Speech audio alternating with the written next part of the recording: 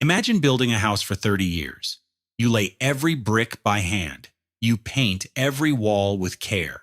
Then, one morning, a judge hands you a document. Within 10 minutes, 77% of your bricks disappear. This is not a horror story. It is the documented financial reality of divorce in America. Most people think divorce is a 50-50 split. They are wrong. They think it is just a difficult emotional season. They are wrong about that too. In terms of your net worth, divorce is a demolition ball.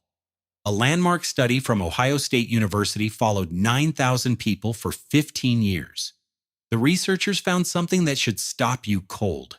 People who get married and stay married show a sharp increase in wealth accumulation. By their 10th year of marriage, their assets are nearly double those of single people. But for those who exit a marriage, the numbers turn a corner and head straight for a cliff.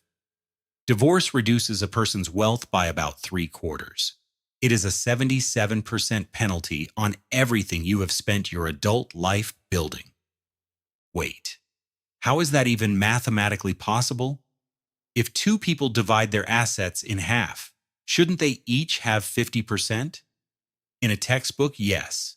In your actual bank account, absolutely not. The reason is a simple law of financial physics called the economy of scale. When you are married, you share one roof, you share one electricity bill, you share one grocery list. Your world costs less because you are sharing the overhead. But the moment that paper is signed, the math of your life doubles. Suddenly, you need 2 mortgages. You need 2 sets of furniture. You need 2 lawn services and 2 internet subscriptions. The same total income that supported one comfortable household must now stretch to cover 2. You lose the inherent wealth creation power of the marital unit. This is why one individual would have to boost their income by 31% just to stay still. Most people don't get a 31% raise the day they get divorced. They get a hole in their floor instead. But the 77% penalty isn't just about higher rent. There is a $50 billion industry waiting in the wings. We call it the divorce industry. This industry consists of lawyers, social workers, and court fees. A traditional divorce with legal firms can cost between $15,000 and $20,000. High conflict cases can easily cost hundreds of thousands. You are sitting in a lawyer's office instead of working. You are paying $900 an hour to argue about a sectional sofa. The money monster doesn't care about your future. It only cares about the billable hour. This penalty becomes even more dangerous in your 50s. We call this gray divorce. Since the 1990s, the divorce rate for people over 50 has doubled. At 34, you have time to rebuild. You can work harder, you can start over. But at 53, you are dividing everything you spent your entire life building. You are splitting retirement accounts right before you need them. You are selling the family home in a market you didn't choose. Think about Gary. Gary is 54. He felt successful. He earned more money than ever. He had a title and a house that looked fine to his neighbors. But Gary was carrying golden anchors: his car lease, his country club, his kids' private school tuition. These anchors provided stability until the divorce landed. Now the anchors are pulling him under. He settled his divorce 8 months ago and lost half his retirement assets. He moved from a $600,000 portfolio to less than $300,000. He has 12 years to close a multi-million-dollar gap. This isn't a dramatic story. It is the median trajectory for a high earner who makes reasonable feeling decisions until the window closes. There is also an invisible penalty that hits women much harder than men. While a husband's career often provides a rising trajectory of earnings, the legal system frequently overlooks this.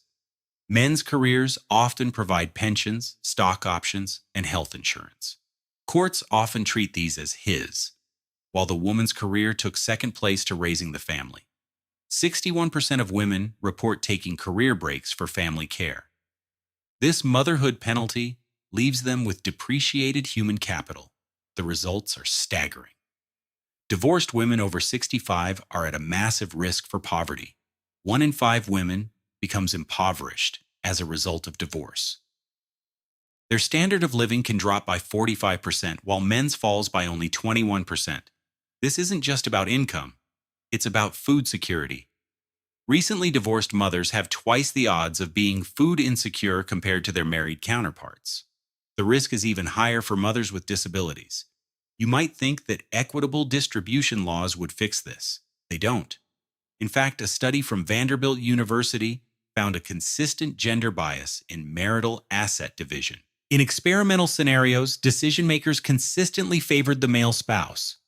They awarded a smaller percentage of assets to the woman, regardless of her prior economic contributions. We have a "he who earns it, owns it" rule baked into our culture. Even when a woman works full-time as the breadwinner, she is often awarded less than a similarly situated man. This bias is often unconscious, making it even harder to fight. And then there is the Social Security trap. Many people treat Social Security like a switch they flip at 62. If you are married, a wrong choice here can cost your household over $200,000. If you claim early and then divorce, you may lose access to your ex-spouse's work record benefits. If you stay married and coordinate, you can manufacture a government-guaranteed raise. But divorce fractures that coordination. It turns a legacy decision into a survival decision. So, what is the takeaway? Should you stay in an unhealthy marriage just for the math? No. But you must stop treating divorce like a simple exit. You need to recognize the staircase you are on. The 77% penalty happens because people don't see the anchors they are carrying until it's too late.